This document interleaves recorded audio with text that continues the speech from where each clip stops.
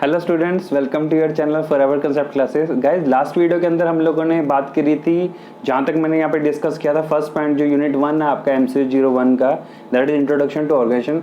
उसके अंदर मैंने आप लोगों के पॉइंट जो प्रिंसिपल्स ऑफ जो मैनेजमेंट है that is given by Henry Fayol, तो हम लोगों ने वो डिस्कस किया था इक्विटी तक। उसके बाद मैंने वीडियो स्टॉप कर दी सो दैट बिकॉज जो वीडियो थी आपकी वो काफ़ी लेंथी बन गई थी।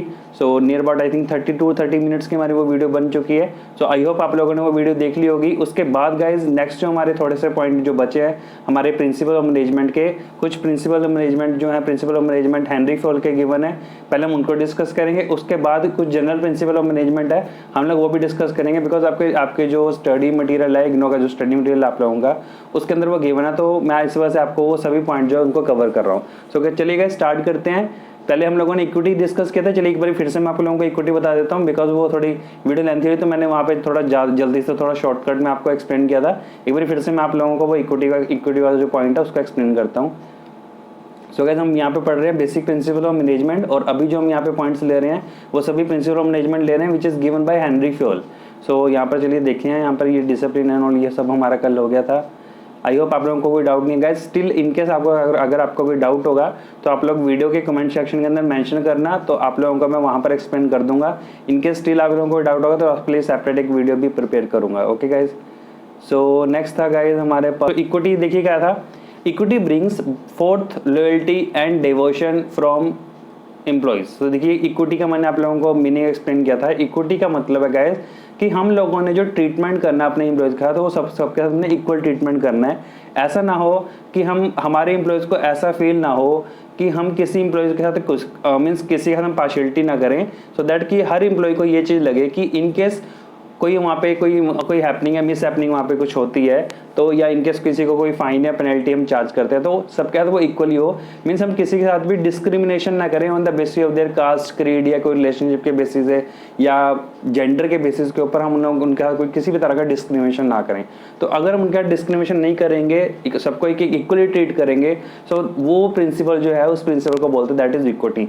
सो वही चीज़ लिखे यहाँ पे, equity brings fourth loyalty and devotion from employees. अगर हम उनको उनका इक्विटी मतलब उनका अगर हम इक्वली सबको ट्रीट करेंगे तो उससे क्या होगा, वो हमारे बिजनेस के लिए लॉयल होंगे और वो हमारे जो एम्प्लॉयज़ होंगे हमारे बिजनेस के साथ वो तन मन से अच्छी तरह से हमारे साथ जुड़ेंगे, राइट। सो वो डिवोशन पूरी तरह से अपनी डिवोशन देंगे और वो पूरी तरह से अच्छे से हमारे साथ ऑर्गेनाइजेशन के अंदर काम करेंगे। नेक्स्ट है गाइस स्टेबिलिटी ऑफ स्टाफ। ये चीज़ भी मैंने आप लास्ट क्लास के अंदर आई थिंक ये चीज़ एक्सप्लेन कर दी थी, बट चलिए फिर से बता देता हूँ। स्टेबिलिटी ऑफ स्टाफ का मतलब है यहाँ पर कि हमारे जो एम्प्लॉयज़ है वो हमें हमारे ऑर्गेनाइजेशन को छोड़कर उनका अगर वो जाते हैं हमारे एम्प्लॉयज़ हमारे ऑर्गेनाइजेशन को छोड़ के, चाहे वो कोई भी रीज़न है, चाहे अगर हम उनको सैलरी कम दे रहे हैं या हमारा बिहेवियर अच्छा नहीं है, वर्क इन्वायरमेंट अच्छा नहीं, चाहे कोई भी रीज़न है, अगर एक ऑर्गेनाइजेशन के एम्प्लॉयज़ उसको छोड़ के जाते हैं तो वो ऑर्गेनाइजेशन का बहुत बड़ा लॉस होता है। बिकॉज जब एम्प्लॉयज़ हम हायर करते हैं, एक ऑर्गेनाइजेशन जब एम्प्लॉयज़ को हायर करती है तो उन एम्प्लॉयज़ को हायर करने के लिए उस ऑर्गेनाइजेशन को कई तरह के खर्चे होते हैं जो उनको वो पे करने पड़ते हैं। सो कोई भी ऑर्गेनाइजेशन जो होगी वो कभी भी ये नहीं चाहेगी कि उनके जो एम्प्लॉयज़ हैं जिनको उन्होंने हायर किया था और जिनको उनको ट्रेनिंग देकर उन्होंने स्पेशलाइज किया उस फील्ड के अंदर कि वो जिस फील्ड में वो काम कर रहे थे ऑर्गेनाइजेशन के अंदर, तो कोई भी ऑर्गेनाइजेशन नहीं चाहेगी कि आफ्टर एक्सपर्ट होने के बाद उनके जो एम्प्लॉयज़ है उनको छोड़ के कहीं और जाके काम करें, राइट। सो ये स्टेबिलिटी ऑफ स्टाफ होना बहुत जरूरी है एक ऑर्गेनाइजेशन के लिए, तभी जो एक ऑर्गेनाइजेशन वो अच्छे से जो है वो एक चल सकती है या अच्छे से वो रन कर सकती है, अपने ऑब्जेक्टिव्स को अचीव कर सकती है। नेक्स्ट है गाइस इनिशिएटिव। चलिए इसको रीड करते हैं। Initiative should be promoted in the organization and a climate of sufficiently tolerating mistake should be promoted। देखिए क्या लिखा है कि जो initiative should be promoted in the organization and climate of sufficiently tolerating means ऐसा ना हो कि अगर कोई एम्प्लॉय, देखिए इंसान है, इंसान जो होता है बोलते हैं इंसान जो गलतियों का पुतला होता है। सो इन केस इसी तरह से हमारे जो एम्प्लॉयज़ है वो भी एक ह्यूमन बींग्स हैं, तो हो सकता है उनसे भी गलती है, एक ऑर्गेनाइजेशन के अंदर गलतियाँ जो हैं वो हो सकती है। तो इन केस अगर हमारे एम्प्लॉयज़ अगर वो किसी भी तरह की कोई गलती करते हैं तो हमने ये नहीं कि उनको एक स्ट्रिक्ट काइंड ऑफ हमने उनको पनिशमेंट नहीं देनी है, उनको हमने टॉलरेट भी करना है, राइट। सो हमेशा अगर हम उनको पनिशमेंट देते रहेंगे तो वो इस तरह से उनके ऊपर वो मतलब हमारे जो ऑर्गेनाइजेशन के साथ उनकी जो लॉयल्टी है वो धीरे धीरे खत्म होती जाएगी। तो इनिशिएटिव शुड बी प्रमोटेड। देखिए गाइस, हमने जो ऑर्गेनाइजेशन होता है, ऑर्गेनाइजेशन ने एम्प्लॉइज़ को अपने ऐसे ट्रीट करना होता है लाइक हमारे घर पे पेरेंट्स होते हैं और वो अपने बच्चों को ट्रीट करते हैं। बिकॉज बच्चे गलतियाँ करते हैं तो पेरेंट्स उनको गुस्सा तो करते हैं, लेकिन एक वो गुस्से की एक लिमिट होती है। इतना नहीं होता कि वो बच्चे जो है वो कुछ ऐसा स्टेप्स ले लें कि हाँ उनके पेरेंट्स के अगेंस्ट ही हो जाए। तो उस हिसाब से ऑर्गेनाइजेशन को भी हमने अपने जो ऑर्गेनाइजेशन होते हैं उन्होंने अपने एम्प्लॉयज़ का इस तरह से स्ट्रिक्टनेस रखनी है कि ज़्यादा वो कुछ भी इतना स्ट्रिक्ट रूल एंड रेगुलेशन ना हो कि उनके जो एम्प्लॉयज़ हैं उनसे तंगी हो जाए और वो वहाँ से छोड़ के उनको चले जाएं। सो वही चीज़ लिखा है, initiative should be promoted in the organisation and a climate of sufficiently tolerating mistake should be promoted. कि हमने ऐसा इनिशिएटिव लेना है, इनिशिएटिव मीन्स हम लोगों ने एक ऐसा एक स्टेप लेना है, किस चीज़ का स्टेप लेना है कि अगर कोई गलतियाँ करता है तो हमने एक वो टॉलरेट भी करना है, उसको ऐसा इन्वायरमेंट बनाना है कि हम उसको टॉलरेट कर रहे हैं, राइट। ऐसा इन्वायरमेंट नहीं बनाना है कि हमने कोई भी गलती करेगा और हम उसके ऊपर स्ट्रिक्ट एक्शन ले लेंगे, तो ऐसा नहीं होना चाहिए। अदरवाइज फिर एम्प्लॉइज होंगे वो कभी भी अपनी तरफ से या अपनी तरफ से उसको कभी भी वहाँ पे कोई डिसीजन अपनी तरफ से अगर वो लेना चाहें तो वो नहीं ले सकते, जो कि बहुत ज़्यादा एक इन्वायरमेंट बिजनेस के लिए एक वो हार्मफुल हो सकता है, राइट। नेक्स्ट है गाइस एस्पिरिट डी कॉर्प्स। ये बहुत बार एग्जाम में आता है गाइस, आपको पता है +2 के अंदर भी काफ़ी बार एग्जाम बिजनेस स्टडी के अंदर इस टॉपिक के ऊपर क्वेश्चन या डायरेक्ट आ जाता है, what is the meaning of esprit de corps. So देखिए पढ़ते हैं इसको क्या है। Through promoting team spirit and fellow feeling an organisation can become stronger, more informality and healthy communication promote unity in the organization. देखिए क्या लिखा है, एस्पिरिट डी कॉर्प्स का गाइस मतलब होता है कि हम लोगों ने टीम स्पिरिट को प्रमोट करना है, कि वहाँ पर हम लोगों ने इस तरह ऐसा इन्वायरमेंट क्रिएट करना है कि वहाँ पर जो लोग हैं वो मिलजुल कर काम करें। बिकॉज देखिए कोई भी ऑर्गेनाइजेशन है वो खुद या एक एम्प्लॉइज के बेसिस के ऊपर तो चल नहीं सकती, हर एम्प्लॉइज को एक दूसरे का मिलकर काम करना पड़ता है। सो वही चीज़ यहाँ पे लिखा है, एस्पिरिट डी कॉर्प्स का ये जो प्रिंसिपल है जो हेनरी फॉल ने गिवन हमें याद दिया है, तो वो यही प्रिंसिपल वो हेनरी फॉल ने बोल रहा है कि हमने इस तरह का इन्वायरमेंट प्रमोट करना है कि ऑर्गेनाइजेशन के अंदर कि वहाँ पर टीम स्पिरिट बने, right. So through promoting team spirit and fellow feeling an organisation can become, कहते हैं अगर वहाँ पे जो एम्प्लॉइज है वो सभी एक दूसरे का बड़ा अच्छा इन्वायरमेंट है, फ्रेंडली मीन्स एक अच्छा इन्वायरमेंट है, फ्रेंडली तो ज़्यादा फ्रेंडली दैट इज इनफॉर्मल होता है, वो भी होना बहुत जरूरी है, दैट इज डिफरेंट टॉपिक, वो मैं आगे आपको कवर कराऊंगा। अभी जो यहाँ पर बात हो रही है वो इस चीज़ की बात हो रही है कि एक अच्छा इन्वायरमेंट, एक पॉजिटिव इन्वायरमेंट जो होना बहुत जरूरी है एक ऑर्गेनाइजेशन के अंदर। सो दैट वहाँ पर उससे क्या होगा, एक ऑर्गेनाइजेशन जो होगा कैन बिकम स्ट्रॉन्गर, वो ऑर्गेनाइजेशन और ज़्यादा स्ट्रॉन्ग होगी, and more informality and healthy communication promote unity in the organization. More informality का मतलब है कि यहाँ पर ज़्यादा से ज़्यादा वहाँ पे इनफॉर्मल रिलेशनशिप भी है एंड हेल्थी कम्युनिकेशन है। इनफॉर्मल का मतलब तो मीन्स वहाँ पे वो फ्रेंडली बिहेवियर भी है, बट इतना भी फ्रेंडली की बात नहीं हो रही, फॉर्मल एंड इनफॉर्मल दोनों होना बहुत जरूरी होता है ऑर्गेनाइजेशन के अंदर।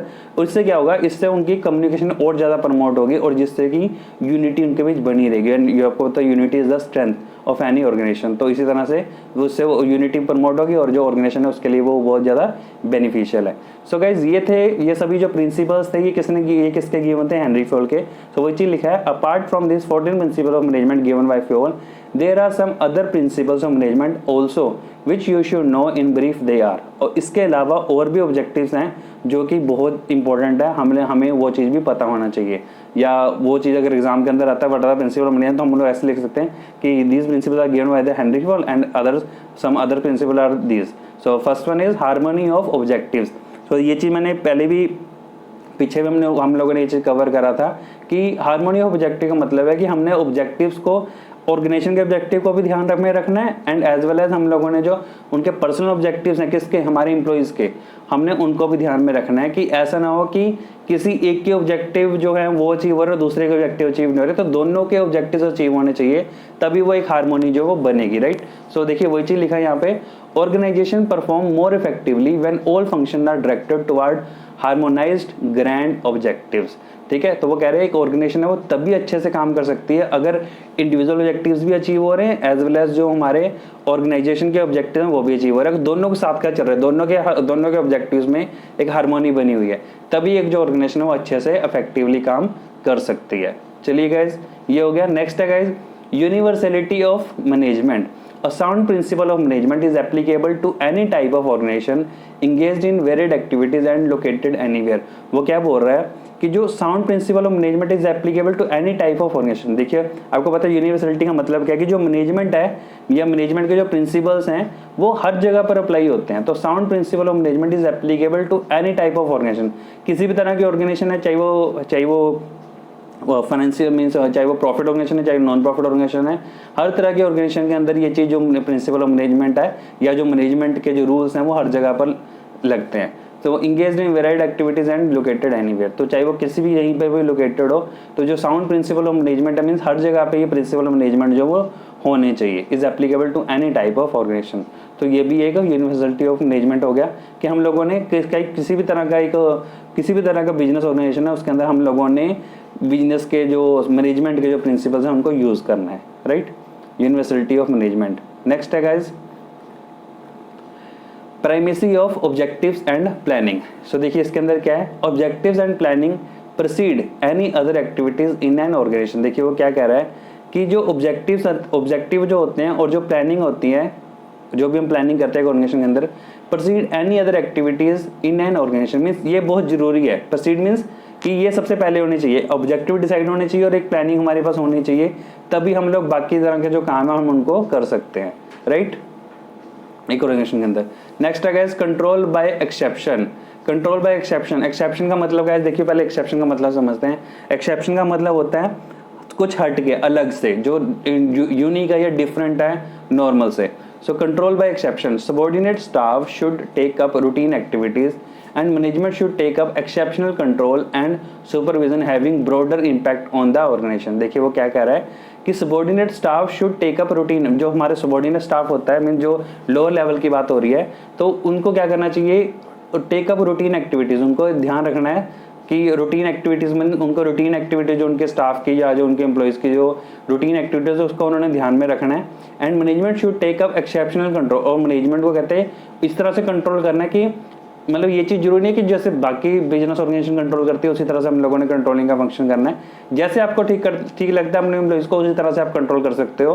कंट्रोलिंग का मतलब है गाइस उनको चेकिंग करना। कंट्रोलिंग फंक्शन जो होता है बेसिकली वो चेक करना होता है कि जो हम लोगों ने प्लानिंग की थी उसी तरह से हमारे एम्प्लॉइज ने काम किया या नहीं किया हुआ। So should take up exceptional control and supervision having broader impact on the organisation. तो इससे क्या होगा, एक ऑर्गेनाइजेशन के अंदर अच्छा इंपैक्ट पड़ेगा, ब्रॉडर इंपैक्ट पड़ेगा, राइट। आपको पता है कंट्रोलिंग फंक्शन बहुत इंपॉर्टेंट होता है, बिकॉज अगर कंट्रोलिंग हमारी अच्छी होगी तभी हमारा जो ऑर्गेनाइजेशन है वो हम ये चीज़ डिटरमाइन कर सकते हैं कि हमारे जो प्री डिटरमाइंड ऑब्जेक्टिव्स है या प्री डिटरमाइंड जो हमारी प्लानिंग थी, जो हम लोगों ने प्लानिंग की थी, उस तरह से हमारे वो एक्चुअल में जो काम हुआ है वो उस तरह से हुआ या नहीं हुआ। नेक्स्ट है गाइस डिसीजन बाय एक्सेप्शन। चलिए ये भी सेम वही चीज़ है। A manager should take decision within the boundary defined by authority of the position. The higher authority should decide a matter beyond that boundary. वो कह रहा है डिसीजन बाय एक्सेप्शन कि जो मैनेजर है should take decision within the boundary line, within the boundary defined by authority of the position.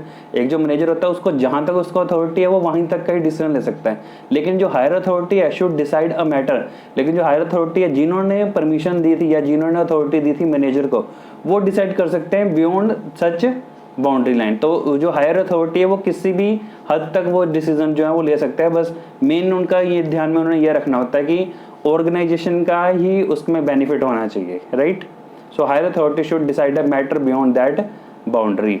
Next है guys equality of authority, power, responsibility and accountability. ये important है guys, देखिए नाम ही बता रहा है कि इक्वल होना चाहिए। ये ना हो कि किसी को हमने ज़्यादा अथॉरिटी दे दी और पावर नहीं दी, या अथॉरिटी तो दे दी लेकिन रिस्पॉन्सिबिलिटी नहीं दी। तो सब कुछ इक्वल होना चाहिए। Equality of authority, power, responsibility and accountability, very important point. इसका क्वेश्चन भी वैसे बन सकता है, 5 मार्क्स में भी आ सकता है, तो चलिए इसको समझते हैं। So in an organization authority, power, responsibility and accountability should be in balance, means equal होनी चाहिए। Otherwise the result are hostility, friction, resentment, dissatisfaction and tariff. So if organization is not balanced, it may be a factor responsible for its decay in the long run. Obviously guys, किसी को हमने authority दे दी लेकिन उसको responsibility नहीं दी। ये तो वही बात होगी जैसे हमने किसी को काम करने के लिए तो बोल दिया, लेकिन उसको ये नहीं बोला कि अगर तू ये काम नहीं करेगा तो तेरे सामने तेरे ऊपर क्या पेनल्टी लगेगी, ये तो उसको बोला नहीं। तो जो आपको कि जब तक उसको अथॉरिटी तो दे दी, लेकिन अगर हमने उसको रिस्पॉन्सिबिलिटी नहीं दी, रिस्पॉन्सिबिलिटी मीन्स उसको ये चीज़ बताया नहीं कि भैया ये जो काम अगर आपने नहीं करा आपको इसका ये चार्ज, या इसके ऊपर अगर आपने ये काम नहीं किया तो आपको इसकी वजह से ये चीज़ पे करनी पड़ेगी, ये फाइन आपको चार्ज होगा। तो उस केस में क्या होता है, तभी वो बंदा जो है वो काम करने के लिए सीरियस होता है। तो वही चीज़ है कि दोनों चीज़ें होना बहुत जरूरी, अथॉरिटी रिस्पॉन्सिबिलिटी, अथॉरिटी दे दी, पावर दे दी, लेकिन रिस्पॉन्सिबिलिटी नहीं दी उनको, या वो अकाउंटेबिलिटी में उनको ये नहीं बोला कि आपको जवाब भी देना पड़ेगा, अगर आपने टाइम पर नहीं किया आपको जवाब देना पड़ेगा। तो जब तक अगर ये चीज़ नहीं होगी तब तक वो बंदा जो सीरियस होकर वो काम जो हमारे एम्प्लॉयज़ है वो नहीं करेंगे। ओके गाइज, चलिए नेक्स्ट देखते हैं। नेक्स्ट क्या है, नेक्स्ट है गाइड कोऑर्डिनेशन। नाउ कोऑर्डिनेशन, ये आपको पता है कोऑर्डिनेशन मीन्स एक मिलकर काम करना। So coordination is the cornerstone of the efficient functioning of the organisation. Obviously जब मैंने ये टॉपिक स्टार्ट किया था तो मैंने सबसे पहले आपको बताया था ऑर्गेनाइजेशन बेसिकली क्या होता है। ऑर्गेनाइजेशन के अंदर जो हमारे इंप्लॉइज हैं वो इकट्ठे मिलकर काम करते हैं, है ना। फंक्शनिंग होता है, functioning of group of people होता है। तो उन्हीं की जो फंक्शनिंग, जो उनकी ग्रुप ऑफ पीपल की जो फंक्शन है उसी को हम ऑर्गेनाइजेशन बोलते हैं। तो यहाँ पर वही चीज़ वो लिख रहा है कि जो कोऑर्डिनेशन है बेसिकली वो कॉर्नर स्टोन है of the efficient functioning of the organisation. Each activity as well as effort of the people working in the organisation should be coordinated. कि हर जो काम, जो इम्प्लॉइज का जो काम हो रहा है, या हर जो भी पर्सन काम कर रहे हैं ऑर्गेनाइजेशन के अंदर, तो वो सभी के सभी क्या काम होना चाहिए, कोऑर्डिनेटर होना चाहिए, ठीक है। बिकॉज हर जो इम्प्लॉइज का जो काम है एक दूसरे के ऊपर डिपेंड होता है, कि चेन के तरह से चलता है। लाइक इसके आप एग्जांपल ले सकते हो, जैसे एक गाड़ी की अगर हम बात करें, जो गाड़ी का जो अगर हम मैन्युफैक्चरिंग की बात करें, तो जैसे पेंटिंग डिपार्टमेंट है, राइट, वो जो मैन्युफैक्चरिंग, वो असेंबलिंग, फिर असेंबलिंग होती है। तो वो सभी के सभी जब तक हमारा वो एक वो उसका वो राह जो है वो मतलब एक ढांचा सा क्रिएट नहीं हो जाता गाड़ी का, तब तक उसके बाद उसकी असेंबलिंग होने में तब तक पेंडिंग पड़ी रहेगी। तो जब तक वो एक वो स्टेप वाइज होता है, कि जैसे हम उसमें पढ़ते थे बीकॉम के अंदर भी एक प्रोसेसिंग होता है हमारा, एक जैसे आप पढ़ते थे वहाँ पे प्रोसेस 1, प्रोसेस 2, प्रोसेस अकाउंटिंग होती थी, राइट। तो उसी तरह से ही कोऑर्डिनेशन का भी मतलब बात वही है कि अगर एक प्रोसेस अगर हमारी खराब होगी, या एक एम्प्लॉय का काम खराब होगा, या वो डिले करेगा, तो उससे बाकी सबके वर्किंग के ऊपर भी काफ़ी उसका जो है नेगेटिव इम्पैक्ट पड़ता है। So the basic principles of management as described above provide a guideline for managing an organisation effectively. देखिए गाइस, वही चीज़ बताइए कि जो अभी हमने ऊपर ये प्रिंसिपल डिस्कस किए हैं वो सभी के सभी बेसिकली क्या कर रहे हैं, गाइडलाइन प्रोवाइड करते हैं कि हम एक ऑर्गेनाइजेशन को कैसे अच्छे से इफेक्टिवली मैनेज कर सकते हैं। The application of these principles generate efficiency and effectiveness in an organisation. तो अगर हम इन प्रिंसिपल्स को अप्लाई करते हैं एक ऑर्गेनाइजेशन के अंदर, तो हमारी उससे क्या होती है, एफिशिएंसी इंप्रूव होती है, एफिशिएंसी बनती है, और हमारे जो मैनेजमेंट है और इफेक्टिव होती है। So however we should remember that certain principle of management have universal and eternal appeal, whereas कहते हैं कुछ प्रिंसिपल ऐसे हैं जो यूनिवर्सल हैं, जो आपको अभी मैंने बताया यूनिवर्सल मतलब कि चाहे वो कोई भी बिजनेस है, हर जगह पे वो प्रिंसिपल जो अप्लाई होते हैं।